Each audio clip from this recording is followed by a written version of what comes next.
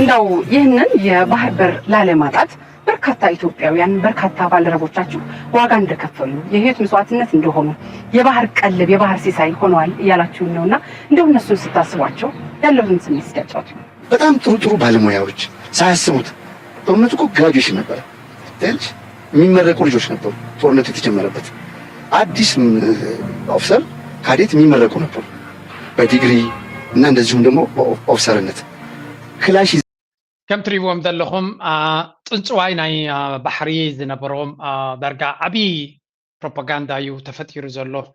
ني بحري بزبل زوم سبادياتو نابهو تتايم كيدوم زلو تي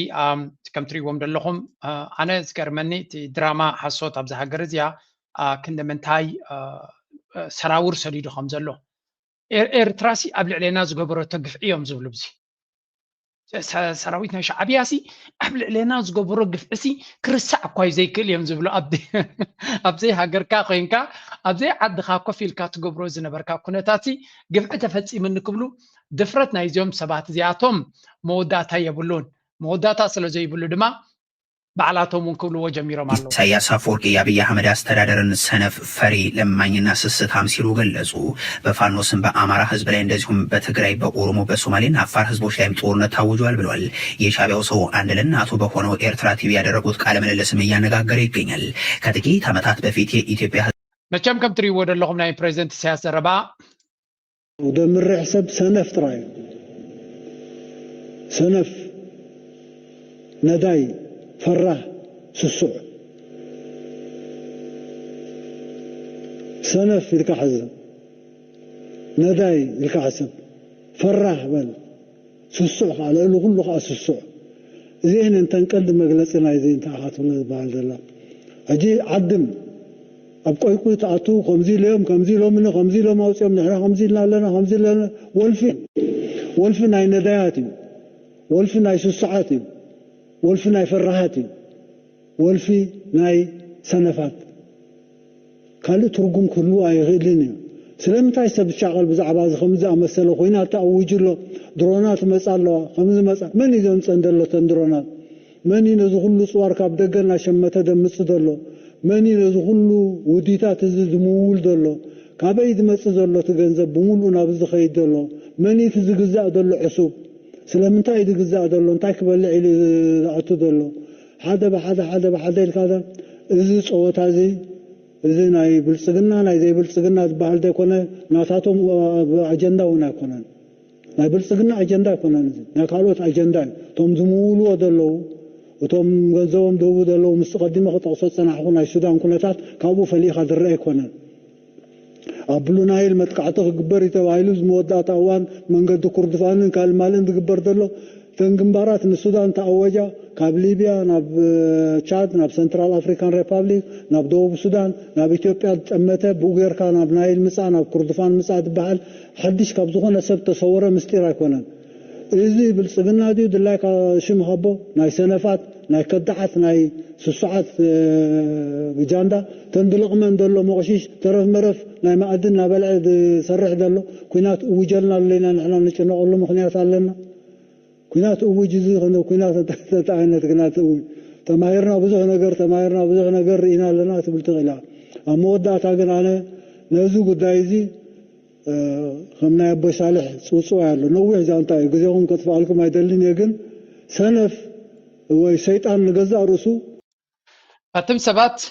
أبي أحمد ثيرابيا ديالو إذا زربازيا كتصور زخلاي مثلا ننزل له يا كبات زربايته وهيبات زلا دونالد أبي أحمد قال له كون دخون إيرترا سيريس توسدنت خونيلو زقبرو كل عين الشفت تابيرترا كم ذا عينة وردت كقات مني اللي يحسبني يركب لا يكلني يعني شوف شعبيا نا أبي أحمد كم كبدي دوم عم بيبو مخمزر لو تراينا خنا نبب نغ كنت أبز خونه سقات كم زي بلون ويوم فرق كم زي بلون ناو من البات أبي أحمد زت أمامن أمينو يؤون يركون خديو أتذكرم أتنسو زعمنو حيلي حماق أقاتي مولو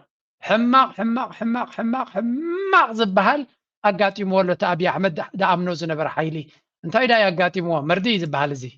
Somalia's government says it's cancelled all agreements with the United Arab Emirates. Tensions have been increasing since Israel recognized the breakaway region of Somaliland. Somali media report that the UAE played a role in that recognition. The government in Mogadishu says the decision to cancel agreements is to protect national security and uphold constitutional order. The UAE operates a port and military base in Berbera in Somaliland, as well as ports in Busan. With the United Arab Emirates amid tensions over Israel's recognition of Somaliland, rejecting the Gulf power from military bases and major infrastructure as tensions soar in the Red Sea. Now, according to a senior Somali government source, the move by the Mogadishu government includes all entities and stations. Several decision applies to all agreements and cooperation in the ports of. Come to the there is this major development. Abi Usane Abi. ማዕከላዊ መንግስቲ ናይ ሶማሊያ ፌደራል መንግስቲ ናይ ሶማሊያ ተወሲኑ ዘሎ ውሳነ እዚ ውሳነ እዚ ድማ ኒ ኤሚሬትስ ኒ ዩኤኢ ማለት እዩ ዝኾነ ይኹን ርክባት ወይ እውን ውዕላት ምስ ክልላት ናይ ሶማል ገይሮሞ ንዘለዉ ብግምጣሉ ምስ ፌደራል መንግስቲ ናይ ሶማሊያ ዘይገበርዎ ብሙሉእ ትካል ውዕላት ዝተሰረዘ ውዕላት እዩ ትርጉም ዘለዎ ውዕላት ኣይኮነን ስለዚ ንብረትኩም ጠርኒፍኩም ካብ ዓድና ሸተት ኢልኩም ውፁ ዝብል ቀጣን ትእዛዝ ተዋሂባቶም ኣላ ቀጣን ትእዛዝ ኢማራት መርዲ ይመጽይዋ ዘሎ ካብ ሶማሊያ ከምዚ ክመጻ ኣይተጸበየትን ነይራ ካብ ስዑድያ ሜቢ ኣብ የመን ከምኡ ከጋጥማ ኣይተጸበየን ተይልካ ግን ስዑድያ ዓብ ሃገር እዩ ከም ዓይነት ስጉምታት ገለ ፖይንት ክወስደላ ከም ዝኽእል ይግምቱ ነይሮም ኾን እዮም በራይ ገመቱን እውን ጉድ እዮም ረኺቦም ዘሎ ኣብ የመን ኣብዚ ጉዳይ ናይ ሶማሊያ ግን ሶማሊያ ምስ ፀገማታን ካልእ ሽግራታን ዳርጋ ነቲ መንግስቲ ከም ድሌተይ ዝሓስኩ ወይ እዚ ዓይነቱ ትዕቢት ዝመልኦ ኣካይዳ ናይ ኢማራት ነይሩ ወል መንግስቲ ፌደራል መንግስቲ ናይ ሶማሊያ ነዛ ትእዛዝ ምስ ኣመሓላለፈ ድሮ ካብ ቦሳሶ ንብረቶም ጠርኒፎም ክወፁ ከም ዝተረኣዩ ዝንገር ዘሎ ካብ በርበራ ኣይንወፅን ኢና ዝመስል ዘረባይ ዘሎ ምክንያቱ መንግስቲ ናይ ሶማሊላንድ ወይ እውን እታ በርበራ ዘሎ ኣብቲ ሃርጌሳ ዘሎ መንግስቲ ናይ ሶማሊላንድ ኢማራት መሻርክትና ስለ ዝኾነት ኣይትወፅን እያ ዝመፀ ይምፃእ ንሕና ፍቂድና ኣለና ዝብል መልሲ ፅሒፎም ኣለዉ ዋላ እቲ ናይ ሶማሊ ኣብቲ ፑንትላንድ ዘሎ መንግስቲ እውን እንተኾነ ድሕርቲ ውሳነ ናይ ፌደራል መንግስቲ ቀጥታ ቦርሱ ጠርኒፉ ንኢማራት ክኸይድ ንአቡዳቢ ክኸይድ ተራዩ ትመራሒ ሕጂ እንታይ እዩ እቲ የሶማሊያ ልሕሉሕ ዝኾነ ቁፅፅር እዩ ዘለዎ እቲ ፌደራል መንግስቲ እቲ ፌደራል መንግስቲ ከምዚ ዓይነት ሓያል ውሳነ ክውስን ዝኻለ ካብ ምንታይ ተበጊሱ እዩ መን ይደፊእዎ ካበይ ተበጊሱ ንዝብል ኣብዚያ ኮንቨርሴሽን ክገብሩ ከለዉ ረእይዎ ምክንያቱ ብዙሕ ጥርጣራታት እዩ ዘሎ ኣብቲ ጉዳይ Tensions have also been fueled by allegations that a Yemeni separatist leader escaped to the UAE via Somaliland. That's operation. Abu Dhabi has trained hundreds of Somali troops since 2014 as part of those agreements. The UAE has also provided humanitarian assistance to the breakaway region of its operates a port and military. زيادة صوماليا تبهل كم تريد لهم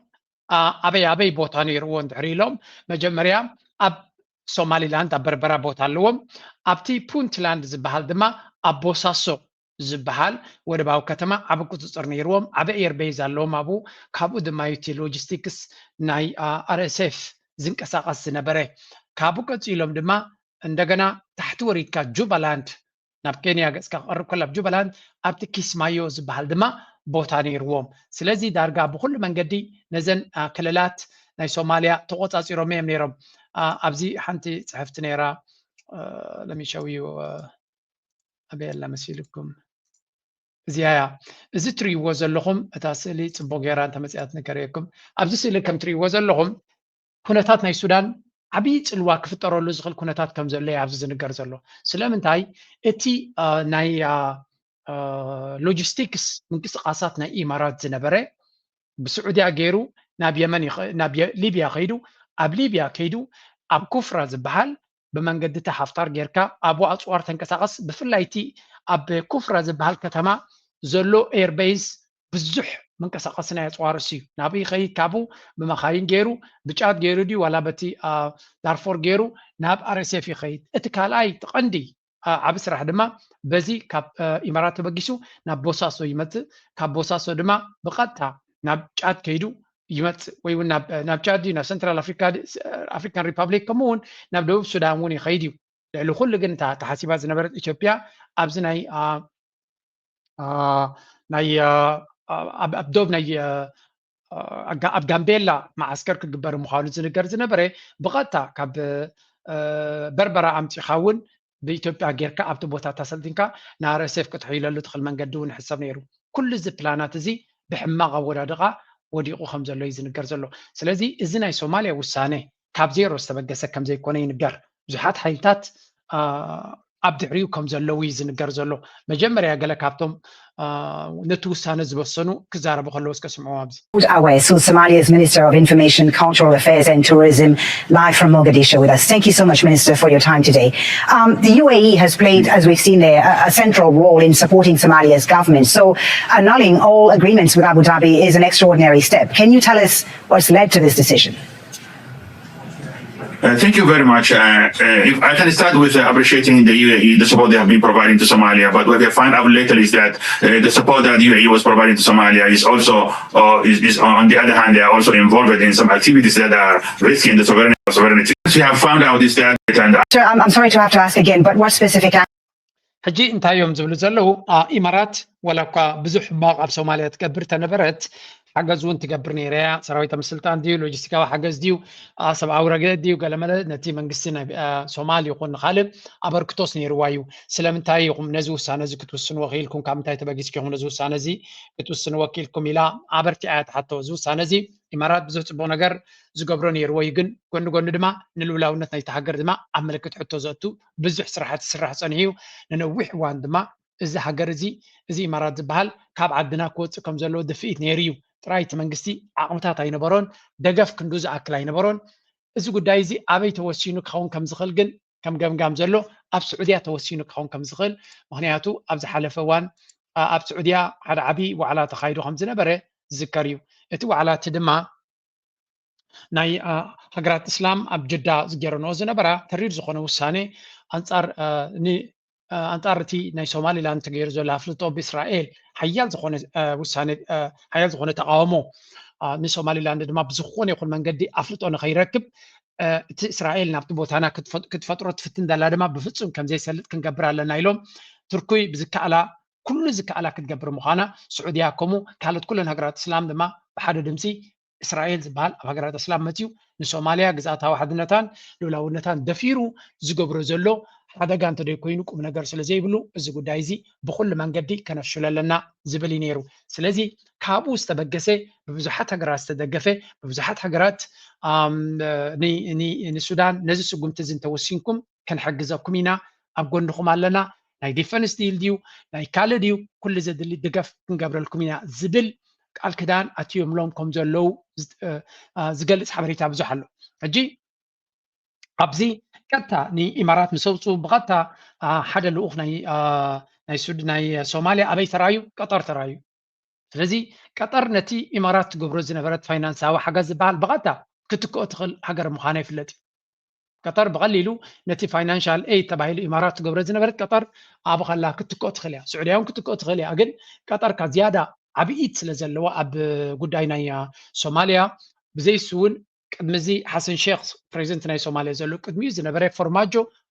ኣብ ቀጠር እዩ ዝቕመጦ ኦልሬዲ ስለዚ ምስ ቀጠር ዓብይ ኢድ ዘለዎ ክፋል ፖለቲካ ከም ዘለዎም ሶማል ስለዚ ምስ ቀጠር ዓብይ ዝምድና እዩ ዘለዎም ቀጠር ድማ ሓንቲ ካብተን ቀዳመይቲ ተሓባበሪት ሃገር ናቶም ምዃና እዩ ዝንገር ቀጠር ድማ ምስ ቱርኪ ዕምቆ ዘለዎ ሽርክነት ስለ ዘለዋ ቱርኪ ብወገና ቀጠር እትገብሮ ሓገዝ ይፈትዎ እዮም ስለዚ ናይ ቀጠር ኣብዚ እዋን እዚ ድማ ምስ ስዑድያ እውን ብቀረባ ትሰርሕ ዘላ ሃገር ስለዝኾነት ስዑድያ እንኮላይ እቲ ቀጠር ክትገብሮ ትኽእል እውን ስዑድያ እውን ክትግፍዎ ይኽእሉ እዮም ምክንያቱ ስዑድያ ብዓብዩ ናይ የመን ጉዳይ ተሰኪማ ስለ ዘላ ካልኣይ ሰኸብ ናይ ሶማልያ ኩሉ ሙሉእ ክትክእሎ እያ ኢልካ ክዝረብ ዝኽእል ኣይኮነን ስለዚ ቀጠር ኣብቲ ጉዳይ እቲ ኢዳቱ እቲ ከም ዘላ እዩ ዝንገር ቀጠር ድማ መተሃላለኽታ ንኢማራት ምዃና እዩ ዝንገር ልዕሊ ኩሉ ድማ ቀጠር ኣብ ልዕሊ ኢማራት ዓበቒምታ እዩ ዘለዋ ስለምንታይ ምስ እስራኤል ስለ ትሰርሕ ዘላ ኢማራት እስራኤል ድማ ንቀጠር ኣብ ዝቐረባ እንታይ ጌራታ ዲፕሎማቲካሊ ድማ ንቀጠር ከጥፍዋ እዮም ዘልዩ ዘለዎ እስራኤል ስለዚ ኣብ ከምኡ ክልትየን ተቐራኒ ዝኾነ ኣተሓሳስባን ኣካይዳን ሒዘን ዝኸዳ ዘለዋ ሃገራት እየን ስለዚ እዚ ንሪኦ ዘለና ኩነታት ሓደ ናይ ብሓቂ ዘገርም ዓይነት ኣካይዳና ንርኢ ዘለና ሶማልያ ከምዚ ዓይነት ስጉምቲ ክውስን እዩ እንተድውስን ንብል ነርና ግን ከምዚ ዓይነት ክውስን እዩ ኢሉ ዝግምት ዝነበረ ግን ኣዝዩ ውሑድ ጥራይ ነይሩ ምክንያቱ ወላ እኳ እቲ ምክንያት ርዱእ እንተኾነ ክግበር ሶማልያ ከምኡ ዓይነት ዓቕሚ ሃልይዎ ውሳነ ክህልዋ ከቢድ እዩ ነይሩ ስለዚ ምስ ሶማልያ ከም ሃገር ምስ ቱርኪ ሓያል ዝኾነ ናይ ዲፈንስ ስምምዕ ከም ዘለዋ እዩ ዝንገር ግን ኣብ ልዕሊኡ ድማ ምስ ስዑድያ ዓብይ ርክብ ክትገብር ከም ትኽእል እዩ ዝንገር ዘሎ ስዑድያ ድማ ገለገለ ፅሑፋት ኣብ ኤክስ ከም ዝሪኦም ዘለኹ ሓደ ዓብይ ሎጂስቲካዊ ሓገዝ ናይ ሴኪሪቲ ሓገዝ ናይ ካልእ ዓይነት ሓገዝ ንሶማልያ ክትባ ከም ትኽእል እዩ ዝንገር ዘሎ ሓንቲ ካብተን ልዑል ፀቕጢ ዝገበራ ነዚ ውሳነ እዚ ንክውሰን ስዑድያ ምዃና እዩ ዝንገር ዘሎ እዚ ማለት ድማ ንኢማራት ስዑድያ ኣብ 2025 ትገብራ ዘላ ንናይ ታሪክ መፅሓፍቲ ጥራይና ገዲፍና ዘለና ንናይ ታሪክ መፅሓፍቲ ገዲፍና ኣለና because this is unheard of እዚ ናይ ብሓቂ ተሰሚዑ ዘይፍለጥን ናይ ብሓቂ ዘገርምን ደስደመምን ኩነታት ኢና ንርኢ ዘለና ስለዚ ኣብ ከምዚ መድረክ ኮይንና ክንሪኦ ከለና ዞባና ዞባ ቀይሕ ባህሪ ማለት እዩ ከቢድ ዝኾነ ምንቅስቃሳት ይፍፀመሉ ከም ዘሎን እቲ ዝግበር ዘሎ ምንቅስቃሳት ድማ ሓንሳብ እናሓዋሩን ነቲ ናይ ዞባና ኩነታት ለውጢ ከምፃሉ ከም ዝኽእል እዩ ዝንገር ዘሎ and ንሽተይ ኣብታ ጀሚርና ፀናሕና ክንቅፅል እሞ ስለምንታይ ለኣትሪራ ክትሓቶ ከላ It's a pretty damning accusation to make that the UAE was violating Somalia's sovereignty. What specific actions did the UAE take that violated Somalia's sovereignty? At this moment, we don't want to give more details on that, but the Minister of Foreign Affairs will give some details while communicating with UAE directly in order to convey this message. But what we found out through our network is that there were a lot of activities that UAE was involved in trying to undermine the sovereignty of Somalia, and that was unacceptable to the Somali government and to the people of Somalia. Was this decision, Minister, to cancel these agreements, was it taken independently by Somalia or after consultations or perhaps pressure from an outside power? This was definitely done by the Somali cabinet members. Now from Mogadishu is Samira Gaid. She's the former principal security advisor to the Prime Minister, the founder and senior analyst. With us, Samira. This ending of agreements with the UAE comes amid reports that the Saudi-led coalition had informed Somalia that the UAE had used Somali airspace without permission to spirit away the Yemeni separatist leader. What do you make of these developments? Do you think that መንግስቲ ሶማሊያ ዝኾነ ይኹን ንጹር ዝኾነ ክሲ ክህብ አይደለና ኣሎ ስለምንታይ ነቲ ስጉምቲ መንግስቲ ሶማሊያ ከም ዝወሰዶ ኢማራት እንታይ ዓይነት ስጉምቲ ስለ ዝወሰደት እዩ ዝብል ንጹር ዝኾነ መልሲ ክንህብ አይደለናን ሚኒስትር ጉዳያት ወፃኢናትና ኣብ ዝግበኦ ግዜ ዘድሊ ሓበሬታ ክህብ ስለ ዝኾነ ኣብቲ ጉዳይቲ ሓበሬታ ክንህብ ኣይኮናን ሕጂ ዝብል መልሲና ንርኢ ዘለና ብኻልእ መንገዲ ድማ ብዙሓት ሰባት ከም ዝብልዎ ወይ እውን ኣብ ተደጋጋሚ ከም ዝመጽእ ዘሎ እቲ ጉዳይ ምስ ስዑድያ ዝተሓሓዝ ምዃኑ ንሱ ድማ እቲ ናይ የመን ናይቲ ኤስቲሲ ዝበሃል ዝነበረ ሓላፊ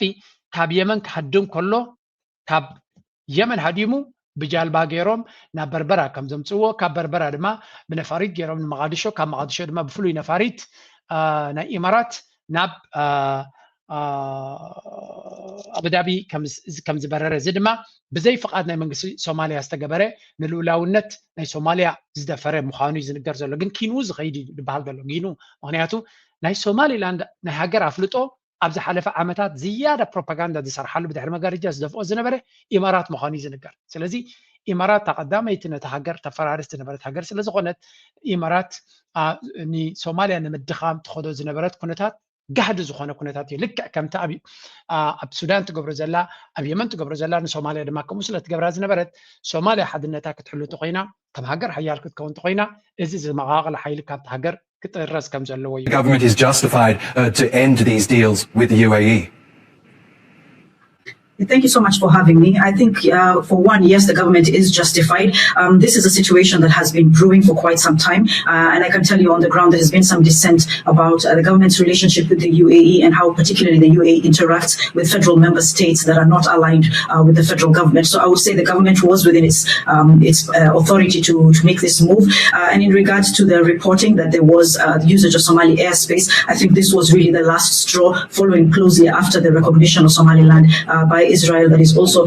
assumed to be closely associated with the UAE.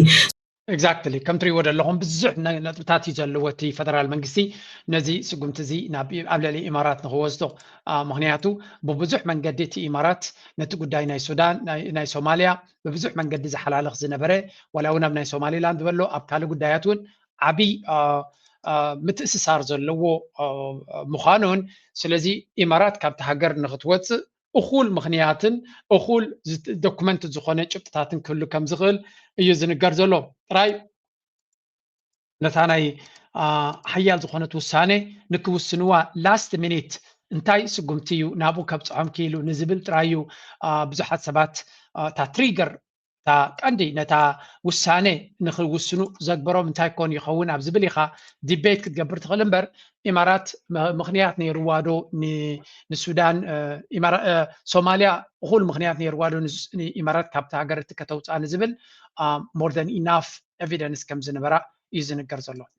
እዚ ከምዚ ኢሉ እናሃለዎ ከሎ ጉዳይ ናይ ሶማልያ ኣብ ጥርዚ ደረጃ በፅሒሉ ኣብ ዘሎ ድማ ካልእ ብወገን ሱዳን ዝግበር ብወገን የመን ዝግበር ዘሎ ኻራ እዩ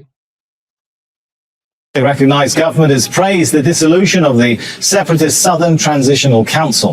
Rashad Al-Alimi says government troops are now in control of the south of the country.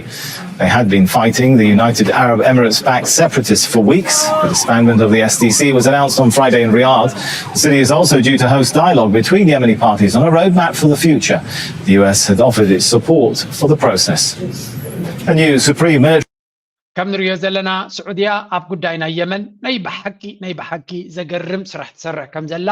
እዚ ኻ እንታይ እዩ የመን ዳርጋ ናብ ዩኒፋይድ ዝኾነ መንግስቲ ሓድነት ዘለዎ መንግስቲ ገፁ ይኸይድ ከም ዘሎን ኣብዚ ቀረባ ድማ ሓደ ዓብይ ኮንፈረንስ ኣብ ሪያድ ክካየድ ምዃኑን ኩላቶም እንኮላይ ሑቲ ዝርከቦ ብምልኦም ፖለቲከኛታት ኩሉ ዓይነት ምምቕቃል ናይ የመን መፂኦም ኮፍ ኢሎም እንታይ ዓይነት ፖለቲካዊ ስርዓት ክገብሩ እዮም ኣብ ዓዶም ብሓደ ተመያይጦም ጉዳዮም ክፈትሑ እዮም ሶማልያ ድማ ስዑድያ ድማ ባይታ ትፈጥረሎም ኣላ ጉዳይኩም ሃገርኩም ከተመሓድሩ ንመጀመርያ ግዜ ኣብ ውሽጢ 20 ዓመት ዲ ዋላ ክንደይ ዓመት ንመጀመርያ ግዜ ኣብ የመን ኣብ ዝዋን እዚ ሓደ መንግስትን ሓደ ወታደራዊ ቅልፅምን ጥራይ ከም ዝህሉ ኮይኑ ኣሎ ናይ 8 መዓልቲ ናይ 10 መዓልቲ ስራሕ ናይ ስዑድያ ንየመን ሓንቲ ፅሪት ሃገር ንክገብራ ንሽተይ ተሪፍዎ ኣሎ ዝበሃል ዘሎ ስምዑ ኣብዚ concern is rising in Riyadh over some of the statements we've been getting from Aden, the latest of which of course is the statement from the vice president of the STC saying hey, not all southern forces will be happy to join a Saudi-led Supreme Military Council. Sami, there's been a series of dramatic political and military decisions that were made in South Yemen over the last 2 weeks that took people by surprise to the point they're still grappling with how to move forward. But it's quite obvious that since the last 48 hours, Yemen for the first time, South Yemen, the first time in almost 10 years, it has one political and one military authority. ነዚ ከባቢ እዚ ካብ ዝዕዘብ ዝነበረ ንነዊሕ እዋን ተራእዩን ተሓሲቡን ዘይፍለጥ ዝነበረ ኩነታት ተፈጢሩ ዘሎ ማንም ሰብ ብቐሊሉ ክርድኦ ዘይክእል ደረጃ ቅልጣፈ ዘለዎም ፍጻመ እዩ ኣብ የመን ኣጋጢሙ ዘሎ ዝብል ዘሎ ንሱ ድማ ኣብ ዝሓለፈ 10 ዓመት ተራእዩ ዘይፍለጥ ኣብ የመን ኣብ ዝዋን እዚ ሓደ መንግስቲ ሓደ ሴኩሪቲ ሓደ ወታደራዊ ቅልፅም ጥራይ ኣሎ ክኸውን በቂዑ ኢለ ኢሉ ኢማራት 10 ዓመት ከተበላሽወ ፀንሐት ኣብ ውሽጢ 10 መዓልቲ ከምዚ ዓይነት ለውጢ ክመፅእ ኢሉ ዝሓሰበ የለን እቲ ዕጡቕ ምልሻ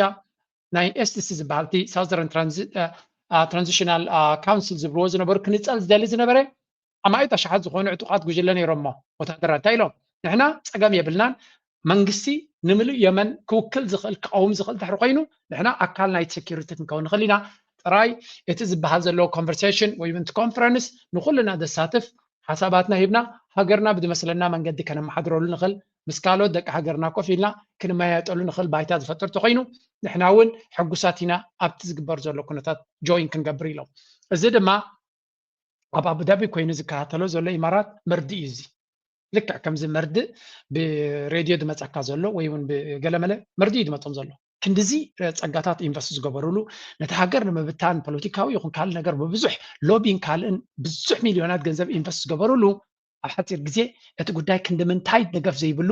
ቅኑዕ ዘይኮነ ነገር ይሰርሑ ከም ዝነበሩን እቲ ህዝቢ ድማ ድሕሪ ነዊሕ እዋን ስዑድያ ብዝገበረቶ ካብ ድቃሳ ተበራቢራ ነዚኣ ድማ ፕረዚደንት ኤርትራ ንሓዋሩ ክዝከረላ ዝኽእለት ብዚኣ እያ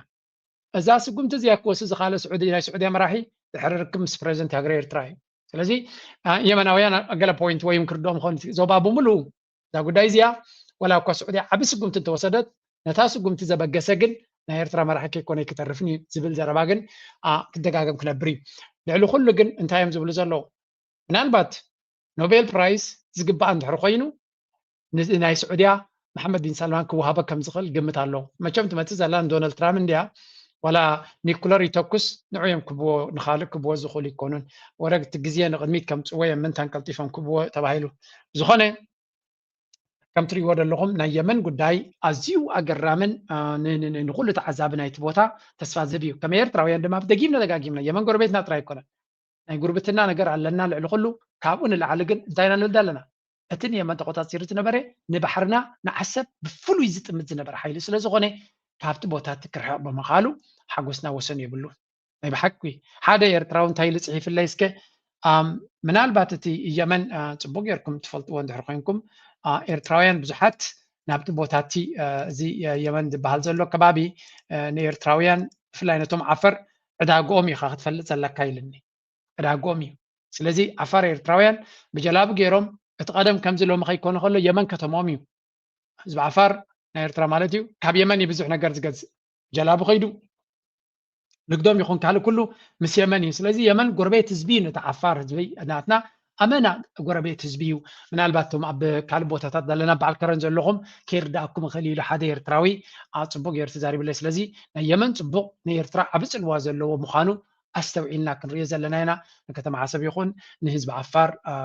سلازي تكارتا كتري خلى خدمة it just makes perfect sense مالتي كنكزلينا أنتي أبزيا زبلا نسو دقيمة كحل فيه مغنياتو أبزيا قداس لزغونة inside of Yemen. Now, the STC, from a Saudi perspective, from the PLC's perspective, is over. That chapter has been turned. Now, there's an invitation which has been extended to many senior members of the South to come to Riyadh and negotiate how to move forward. And I think the consensus is everybody is willing to talk about a federal system, some sort of an enlarged autonomy, but the very notion of separatism is over. Let's talk about putting together another. جنتايم زبلو زلو ولا توم كمقلوز دلو زنبرو بزعبا فدرال سيستم مالتاي مالتيو نفس وكفت زوبا كم حجر كنصل زلو ناتو نات زلو autonomy زلو ناتو بزي مسلا من قد كخدلو زخل بوليس ناتو قبرلو زخل جن نخلو كم حدر زخل كفدرالاوي سرعات كلو سلازي autonomy زهبنتو مزبي جن فدرالاوي محدر دما كلو زخل امبر كم حجر من مقال زبلة حساب كم زي هلو سلازي لك كم زيا حساب زيا إذا بيمن تجبر زلايا سوماليا سعودية أب سوماليا خد جبرات دلي كم دما أب السودان خد جبرات دلي دما تمساس على زيو سلازي نزين ودزين كتر خلهان كسمع كلهان كند من تاي تسفاز هب كنتات أب تزوبانا ير كم زلينا نرزلنا. This is going to be very very very interesting to watch. نقتل أتا تقتل سقوم تدما ناب قربيتنا السودان. Returns to Khartoum. After nearly 3 years of war, Sudan's government has returned to Khartoum for the first time since the war began in April 2023. Prime Minister Kamel Idris announced the move after arriving in Bari, north of the capital, ending nearly 3 years of governing from Port Sudan. He pledged to restore basic services, prioritizing health and education, including rebuilding hospitals and rehabilitating So كابزان رياض زلنا هنا قدام ناي السودان بزحنا قرنديز بحال زلنا ناي السودان اسكي حنتي لمي أبزي حنتني راس كان اسمع يا زيا ድሕሪ ምውልዑ ንኣስታት 3 ዓመታት ማእከሉ ኣብ ፖርት ሱዳን ገይሩ ጸንሐ ወተሃደራዊ መንግስቲ ሱዳን ናብ ርእሰ ከተማ ካርቱም ተመሊሱ መምላስ እዚ ወተሃደራዊ መንግስቲ ክንደየናይ ኣገዳሲ እዩ ላይን ጽጋብ ንተንታኒ ፖለቲካ ቀርኒ ኣፍሪቃን ማእከላይ መብራቕን ዓብዱራህማን ሰይድ አቡሓሽ ማይ እቲ ጸጥታዊ ሸነኽ ናይ ካርቱም ዋና ከተማ ናይ ሱዳን ኣብ ጽቡቕ ኩነታት ከም ዘሎ እዩ ዘርኢ ስለዚ እቲ ግዝያዊ ማእከል ናይ ምምሕዳር ኮይኑ ጸንሐ ናይ ፖርት ሱዳን ከተማ ናብቲ ንቡር ከተማ ከተማ ካርቱም ተመሊሱሎ ማለት እዩ ስለዚ ናይ ጸጥታ ምርጋእ ምልክት እዩ ማለት እዩ ካልኣይ ከዓ ኣብዚ እዋን እዚ በቲ ናይ ሚሊሻ ዝግበር ዝጸንሐ ቃልሲ ኣብኡ ተመሳሳሊ መንግስቲ ኣብ ዳርፎር ክምስርቱ ኣዊጆም ዳርጋ ብክስመይውን ጀሚሮም ነይሮም ስለዚ እዚ እንታይ ዝገብር እቲ መንግስቲ ናይ ሱዳን ኣብ ካርቱም ኣብቲ ኦፊሻል ዋና ከተማ ናይቲ ሃገር ኣብኡ እዩ ዘሎ ስለዚ ነቲ ብኻልእ ሸነኽ ዝመጽእ ናይ ፖርት ሱዳን አንጻር ኣብ ዳርፎር ተገይሩ ዝነበረ መንግስቲ ንዑ ዘይሕጋዊ ይገብሮ ማለት እዩ ምክንያቱ ናይ ዓለም ኣምባሳደራት ኣብ ካርቱም እዮም ዘለዉ ናይ ሱዳን ከዓ መንግስትን ሚኒስትሪታትን ከዓ ኣብ ካርቱም እዮም ዘለዉ ስለዚ ነቲ ዝደልዮ ንሱ ናይ ሕጋውነት ናይ ሌጂቲመሲ የርጉደሉ ማለት እዩ ሳልሳይ ከዓ እንታይ ዘርኢ እቲ ካብ ሕጂ ኣብዚ ዓመት እዚ ዝተረኣየ ሓደ ለውጢ ኣሎ ኣብቲ ጂኦፖለቲክስ ማለት እዩ ንሱ ከዓ ኣብ መንጎ ኢማራትን ኣብ መንጎ ስዑድያን ዝነበረ ጽቡቕ ርክብ ተበላሽዩ ዳርጋ ብስዑድያ ውሳነ ንኢማራት ካብ የመን ንኽትወፅእ ኣገዲዶም ኣብ ዘን ዝሓለፈ ቁሩብ መዓልታት ማለት እዩ ካብኡውን ሓሊፉ እዚ ናይ ስዑድያ ኣብ ልዕሊ ኢማራት ዝውሰድ ዘሎ ስጉምትታት ናብ ሶማልን ናብ ሱዳንን ከምርሕ ምዃኑ እውን ክስምዓሉ ጸኒሑ እዩ ብጀክ እውን ናይ ስዑድያ ወራሲነት ስነት ንኣሜሪካ ዝኸደሉ ግዜ ንፕሬዚደንት ትራምፕ ኣብ ጉዳይ ሱዳን ኣድህቦ ክህብን ክሕግዝን ሓቲትዎ ነይሩ ስለዚ እቲ ናይ ኢማራት ምትእታው ኣብ ሱዳን እውን ኣብዚ ዓመት እዚ እንዳጠለለ ወይ ከዓ እንዳተዓጽኦ ክመጽእ ምዃኑ እዩ ዘርኢ ማለት እዩ እዚ እንድሕር ኮይኑ እቲ ናይ ሚሊሻ ሓይሊ ብሙሉ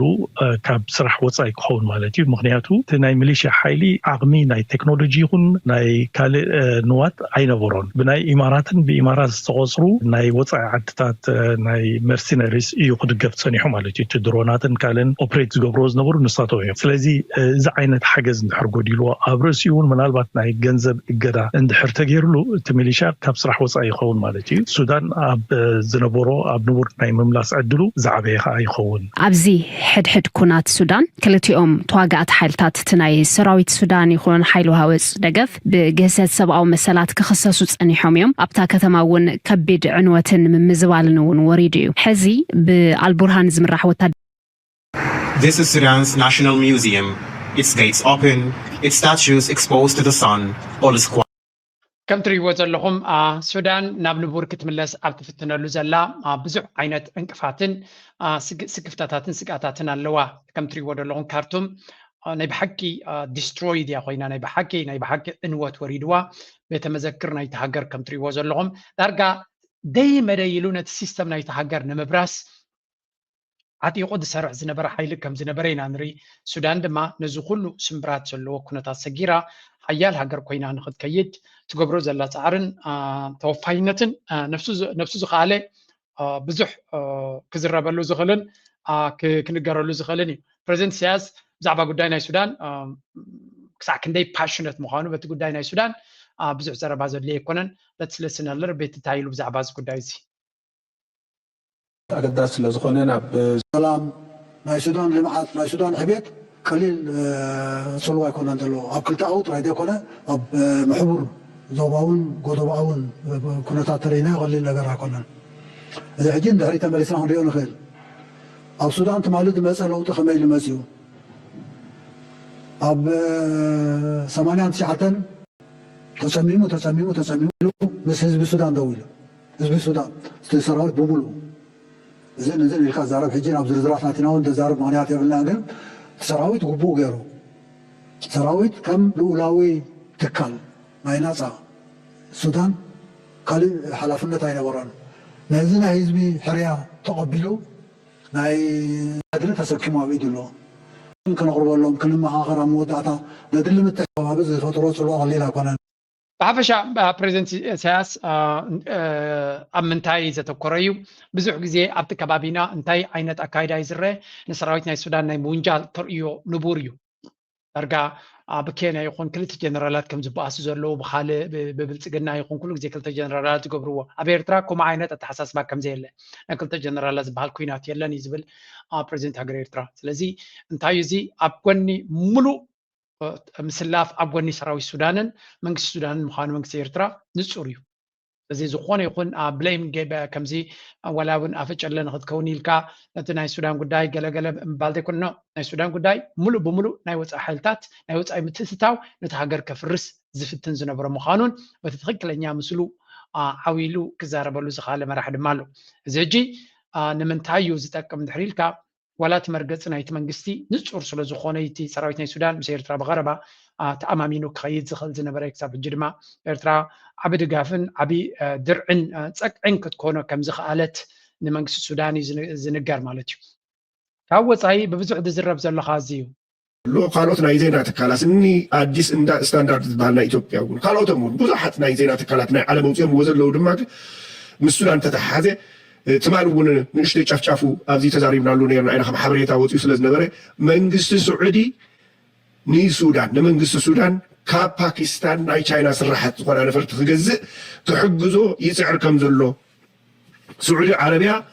ንሱዳን ሓደሽቲ ነፈርቲ ክትገዝአላ ወይ ክተጋዝኣ ትፅዕር ከም ዘላ ትማሊ ተዘሪቡ ነይሩ እዩ ለማዓቱ ተረጋጊፁ ወፂኡ ኣሎ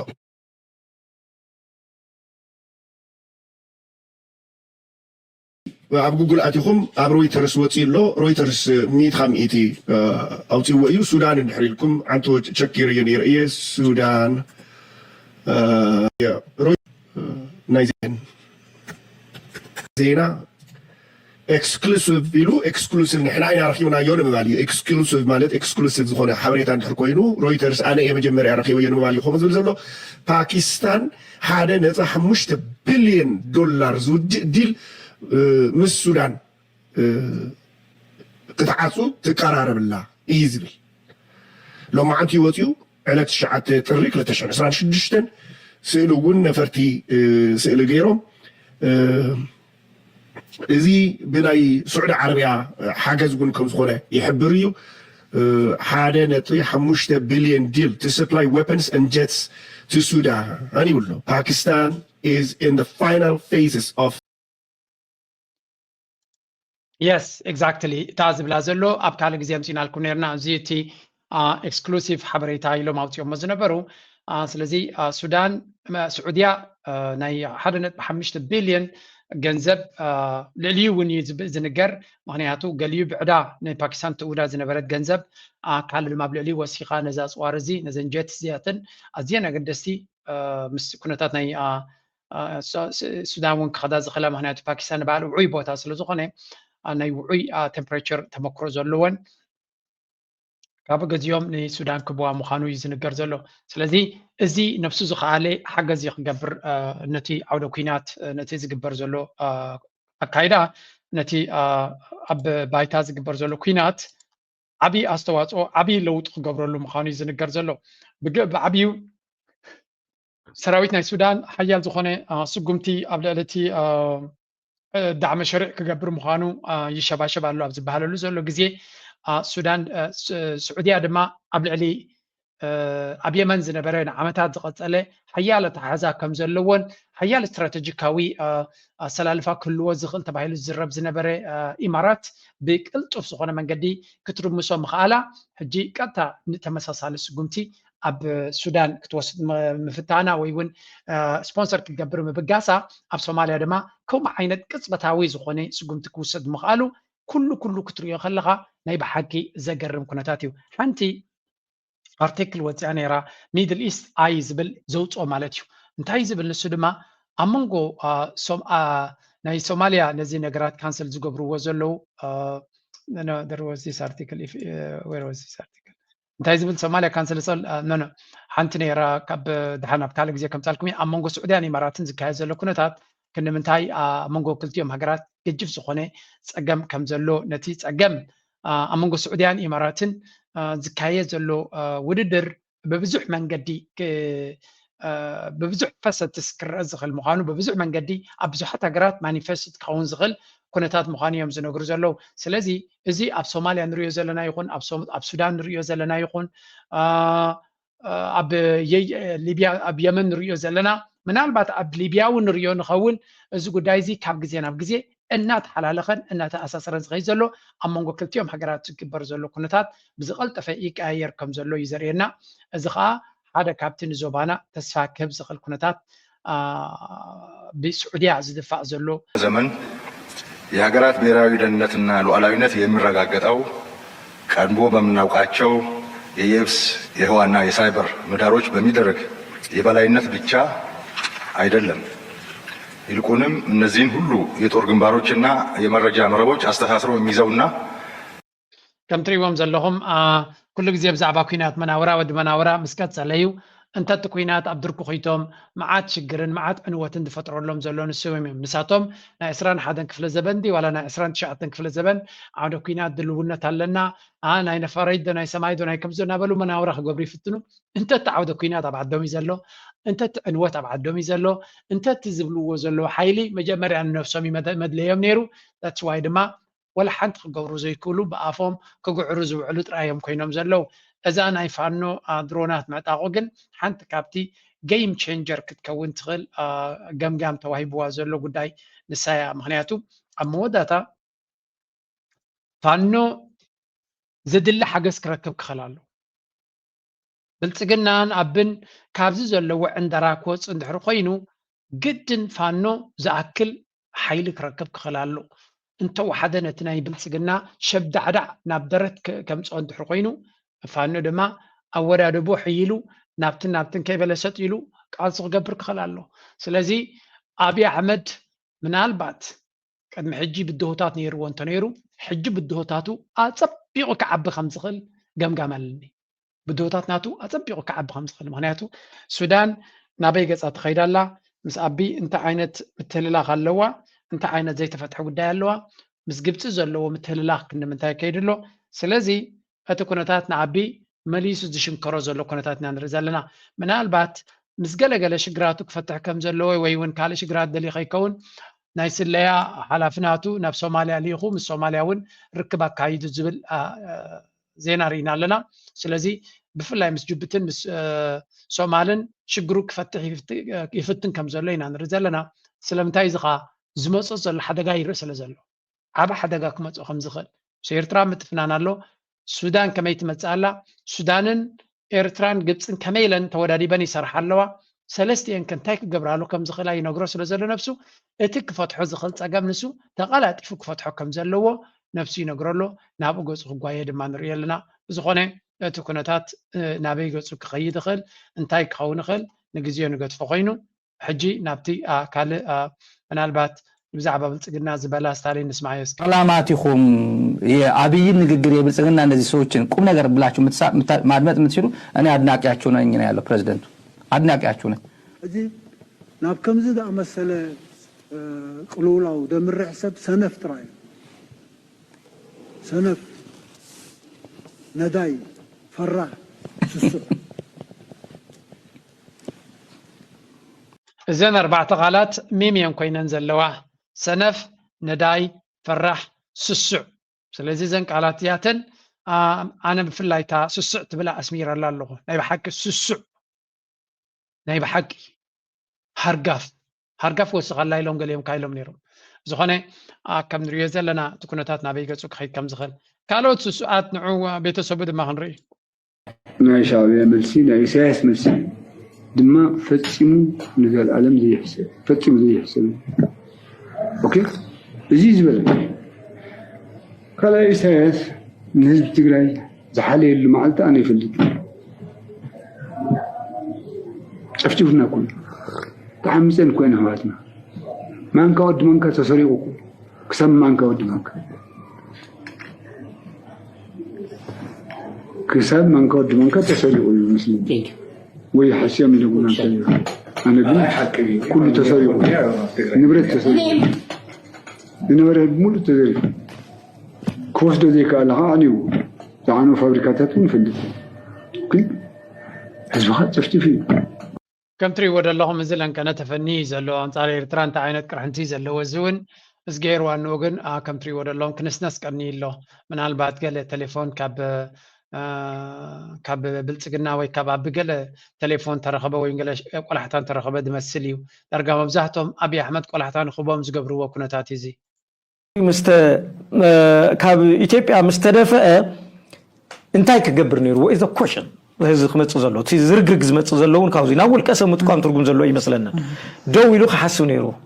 ሪሊ ህዝብ ይመስለና ደው ኢሉ ክሓስብ ነይሩ ሪሊ ህዝብን ወያናይ ዲሞክራሲ ዝብል ወይ ከዓ ብኻልእ ኣብቲ ፖለቲካል ናሕሱ ከዓ እዚ ናይ ፌደራሊዝም መልክዕ ዘለዎ ሒዝካ ምቕጻል ኣብ ትግራይ ይከኣል ድዩ ኣይከኣልን ዝብል መጽናዕቲ ተገይሩሉ ውሳነ ክህብ ነይሩዎ እቲ ፓርቲ ማለት እዩ ሶ ህዚ እዚ ክገብር ስለ ዘይከኣለ TPLF ንዩኑ ኣጀንዳ ይቃለስ ከም ዘሎ ብግልጽ ህዚ ንጹርነት ይብሉ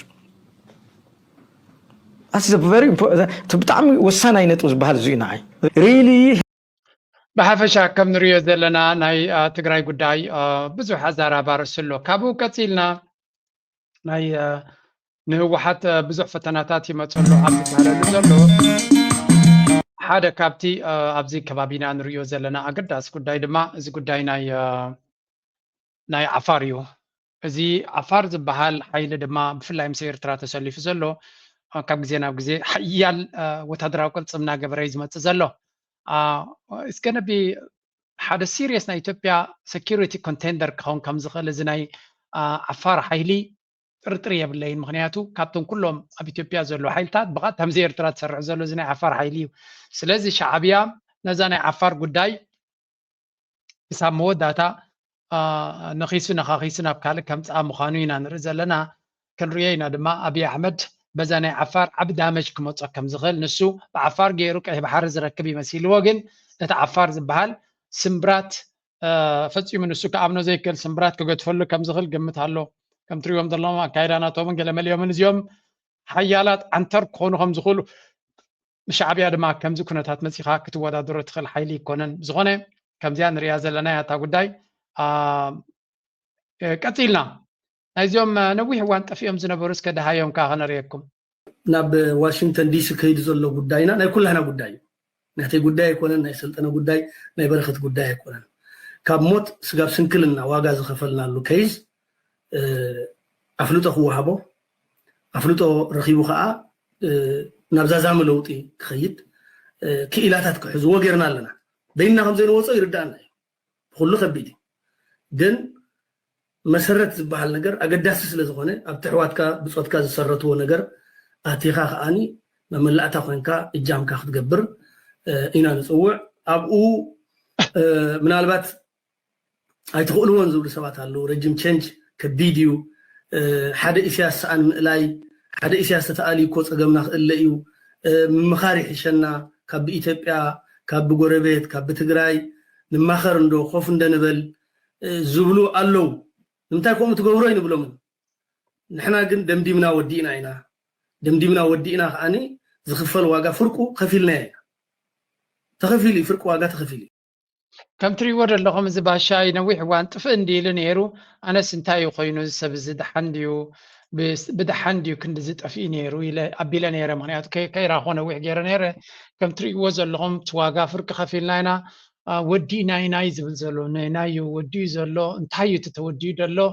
በቃ እታ ጉዳይ እቶም ኣብቲ ኣዲስ ኣበባ ዘለው ድሃዩ ክረኽቦ ብዘይምኽኣሎም ዝብልዎ ዘለዉ ኣብ ኣዲስ ኣበባ ሲ ክሳብ ሕጂ ብደካ ሙዚቃን ስእልን ወላ ሓንቲ ዝተገበረ የለን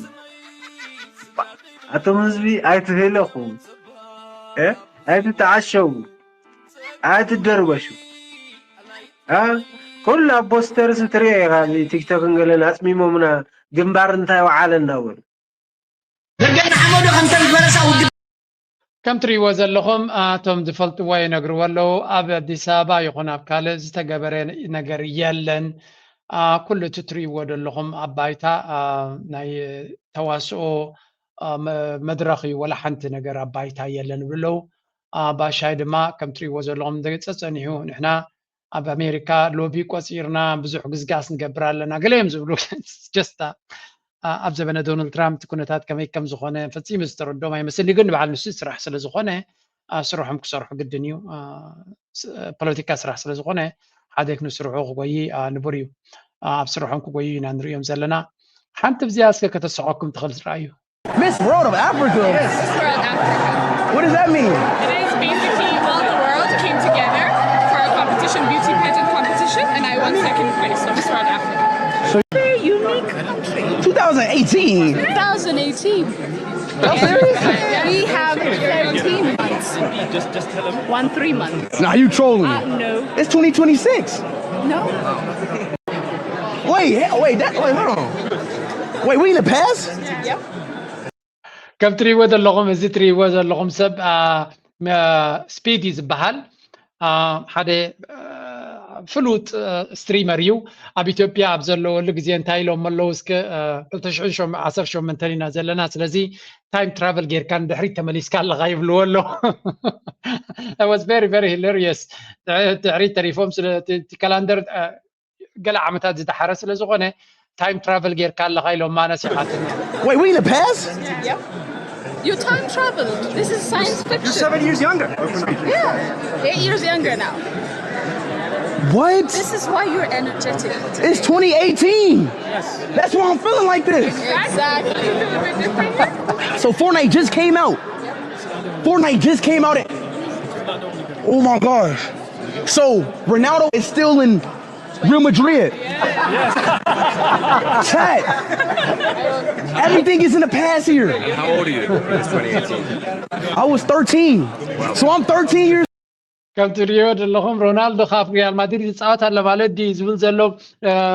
انترتينر يوغنا اتس ريلي هيلاريوس تشعد 10 يوم من تدعريد من لاوس قبر ويو حنتنا موداتا ابزيا كن رياده لي زلو زيا نسو زارولينا زيا انت just 1 second اوكي زحت زني ኣብ ዲያስፖራ ዝርከቡ ዜጋታት ዝምልከት እዩ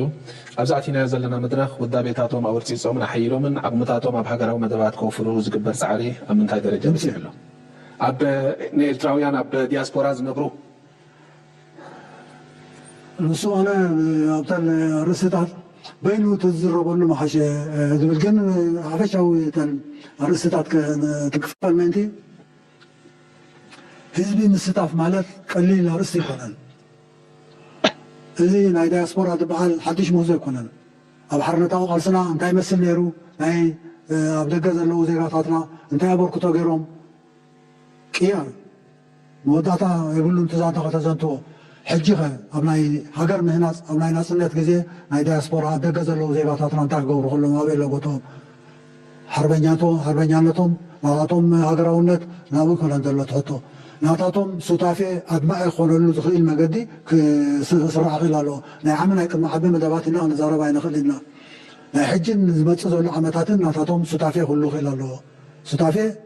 በዚ ናይ ዝሓለፈ 3 ዓመታት ደውፃናዮ ዘይተግበርናዮ መደብ ክንትግብሮ ዘይከኣልና ብስንፍንፍና ኣይኮነን ኣብ ደገ ዘለዉ ዜጋታትና በድማዕነት ክሳተፉ ምእንቲ ንዕኡ ዝኸውን ወጥን ክህልወና ኣለዎ ተባሂሉ ወረቐት ተዳልዩ ኣብ ምንታይ እዮም ክሳተፉ ኣብ ክልተ ንኽፈሎ ሓደ መኸተ ፖለቲካዊ ዲፕሎማስያዊ ዜናዊ ዝበሃል መኸተ እዚ ሓድሽ ምውዞ እውን ኣይኮነን ግን ህዝቢ ክሳተፈሉ ዘለዎ ኣብ ደገ ዘለዉ ከዓ ዝበለፀ ዕድል ኣለዎም ኣብ ፖለቲካዊ መኸተ ናቶም ናይ ገዛ ርእሶም ጥራይ ዘይኮነ ምሕዝነታት እናስፍሑ ብዝተፈላለዩ ህዝብታት ዘለዎም ዝምድና እናሓየሉ መኸተ ናይ ፖለቲካ ናይ ንቕሓት ሓፍ ምባል ስራሕ ዝሰርሕሉ ክእሉ ኣለዎም ንዑ ውዳበ የድሊ ከምዛ ትሪእዋ ዘለኹም እታ ሓንቲ መኸተ እያ ተባሂላ ኣላ እታ መኸተ ኤርትራዊ ኣብ ደገ ዘሎ ከይተፀውዐ ዝገብራ ዘሎ ስራሕ እያ ሓቂ ንምዝራብ እታ መኸተ ትብል ክፋል ኣብ ደገ ዘሎ ኤርትራዊ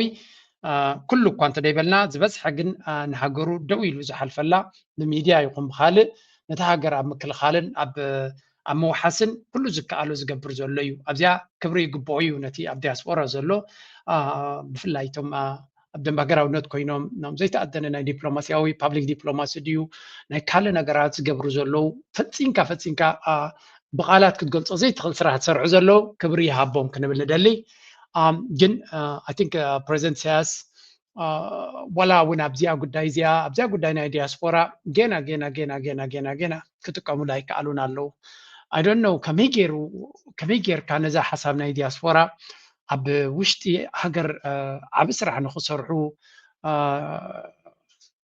ብኸመይ ሎቢ ክግበር ይኽእል ብኸመይ ነቲ መንግስቲ ብቐጥታ ክትእምኖ ትኽእል ወይ እውን እቲ ክግበር ዝኽእል ኩሉ ግዜ ብውዳበ ጥራይ ክኸውን ዘለዎ ወይ እውን ገለ ዘይኮነ ብግሉ ሰብ ገለ ክገብር ዕድል ስለምንታይ ደይክፈት تودبوا ويون قال واي كتودب تدلي حدا حدا زياب هاجر كاس ودابه خير لك كاديو نابنتي هذا سب جزا خسرح ندير دليوسي يا موداب كل جزء صبغنديو ودابه صبغي ግን حدا سب ናይ ግሉ ነገር ክገብር ተኮይኑ ግን ውዳበ የድልየኒ ብግሉ ክገብር ክእል ስለዚህ እንታይ ብግሉ ክገብር ተዓደልቲ ያደይ ትኽፈት ያ ታላ ግን somebody has to talk to ነዛ ጉዳይ ዝያ ጽቡቅ የሩ ኮንቪንስ ክገብሮ ዝኽእል ሰብ ኣይረኸበን ኣሎ ኣነ ከማጥራይ ክብል ዝኽእል ሓደ ኤርትራዊ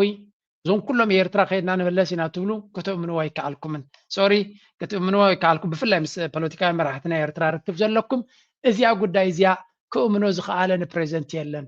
that's why ድማ እዛ ጉዳይ እዚያ ድሕሪት ተሪፋ እዛ ናይ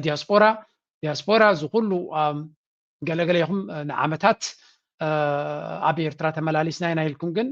እዛ ጉዳይ እዚያ ኣብ ፍረ ክትበፅሕ ኣይከኣለትን ዲያስፖራ ናይ ካልእ ዓለማት ኣብ ዓዶም ድሌቶም ክገብሩ ይኽእሉ ዲያስፖራ ናይ ኤውሮጳ ይኹኑ ናይ ኣፍሪቃ ይኹኑ ናይ ካልእ ኣብ ሃገሮም እንተወሓደ ሓደ ስታይሉ ፅሒፍለይ ኣነ ዓደይ ሰብ እኮ ዓደይ ዝብልሲ ገዝዋው ስለ ዘሎ እዩ ኢልኒ ስለዚ ገዛና ዓድና ክንብል ተኮይናስ ገዛና ክህልወና ክኽእል ኣለዎ እንተዘየለ ኣብ ኣሜሪካ ገዛ ንሃለወና ዓድና ኤርትራ ክንብል እውን ቁርብ ይከብደና ተመልሸት ኢኹም ኢሉ ፅሒፍለይ ሓደ ብዝኾነ እሱ ካብ ሎሚ ንፅባሕ ናይ ሎሚ ስለ ዘይተገበረ ንሓዋሩ ኣይከውንን ማለት ኣይኮነን ዓዲ ስለ ገዛ ስለ ዘይብልካ ሃገረይ ኢልካ ኣብ ልብኻ ነፊዕካ ክትዛረብ ኣይትኽእልን ኢኻ ዝብል እምነት የብለና ሃገርና ኤርትራ ገዛ ይሃለወና ዓዲ ቦታትና እያ ርስትና እያ ብሓጎታትና ዝተቐመጡላን ዝተዋድቑላን እያ ስለዚ ገዛ ስለ ዝሰራሕናን ስለ ዘይሰራሕናን እቲ ናይ ኤርትራውነትና ዝቕየር ኮይና ይስማዓነኒ ግን ኣታችመንት ኣብ ደገ ዘሎ ሰብ ምስ ሃገሩ ዘሎ ኮኔክትድ ንክኸውን ዘሎ ተኽእሎ ግን ሞር ኣብቲ ሃገር ከዋፍር ከሎን ኣብቲ ቁጠባ ናይቲ ሃገር ክሳተፍ ከሎን እዩ ብካልእ መንገዲ ግን ይሳተፍ የለን ማለት ኣይኮነን ብዝኾነ I will continue to lobby I will continue to campaign እዛ ጉዳይ ናይ ዲያስፖራ ሰብ ዓዱ ኸይዱ ብዝመስሎ መንገዲ ንኽነብር ቀፃሊ ክንጉስጉስ ክንፍትን ኢና ተስፋ ምቑራፅ ዝበሃል የለን ኣይኖ ብዙሓት ተስፋ ቆሪፅና ገለገለ ዝብል ፅሑፋት ይርኢ ኣለኹ ግን ንስኻ ወይ ንስኽ ተስፋ ቆሪፅካ ክትከውን ትኽእል ኢኻ ንሕና ተስፋ ክንቆርፅ ኣይንደልን ኢና we will continue to campaign እቲ ዝንብሎ ዘለና ንሃገርና ድማ ኣብዚ እዋን እዚ ክንገድፋ ንኽእለሉ ምክንያት የብልናን ሃገርና ወራርን ካልእ ብድሆታትን ኣብ ዘለዋ ግዜ ጉዳይ ናይ ሃገር ነቲ ንሃገርና ንገብሮ ንእሽተይ ይኹን ድጋፍ እውን ብዝኾነ ይኹን መንገዲ ክንገድፎ መደብ የብልናን ናይ ሎማ ርእሲ ኣብዚ ጉዳይ ፕሊስ ላይክ ግበሩ ርእይቶኹምን ሓሳብኩምን ብሃናፅ መንገዲ ግደፍ እናበልኩም እዚኣ ክገድፈኩም